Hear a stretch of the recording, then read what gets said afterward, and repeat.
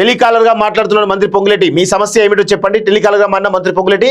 ఇందిరమ్మ ఇళ్ల కోసం toll free number ఏర్పాటు, అందుబాటులోకి 1800599599 ప్రజలతో మాట్లాడిన హౌసింగ్ మినిస్టర్ అంటూ కూడా చూస్తా ఉన్నాం. ఒకసారి దాని గురించి చాలా డీటెయిల్గా మాట్లాడాలి, చాలా ప్రజలకు ఉపయోగపడేటువంటి అంశం కాబట్టి. సో ఇక్కడ చూడండి, ఇందిరమ్మ ఇండ్ల లబ్ధిదారుల సమస్యలు సందేహాల నివృత్తి కోసం హైదరాబాద్లోని హౌసింగ్ కార్పొరేషన్ కార్యాలయంలో హెల్ప్ డెస్క్ను గురువారం మంత్రి పొంగులేటి శ్రీనివాసరెడ్డి ప్రారంభించారు.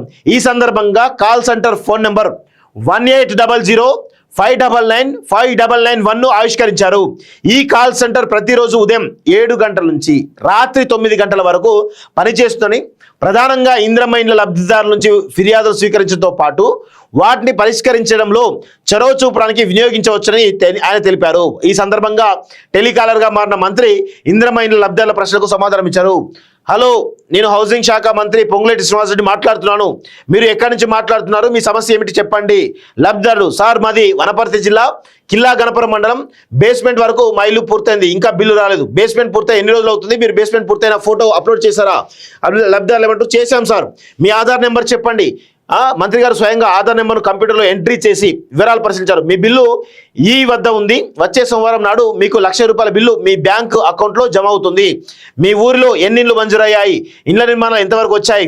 ఇల్లు వచ్చినందుకు సంతోషంగా ఉన్నారా అని పలు వివరాలను ఫోన్ చేసిన లబ్ధిదారులను అడిగి తెలుసుకున్నారంటూ చూస్తున్నాం. నిజంగా ఇది ఒక మంచి ఇనిషియేటివ్, అప్రిషియేట్ చేయాలి.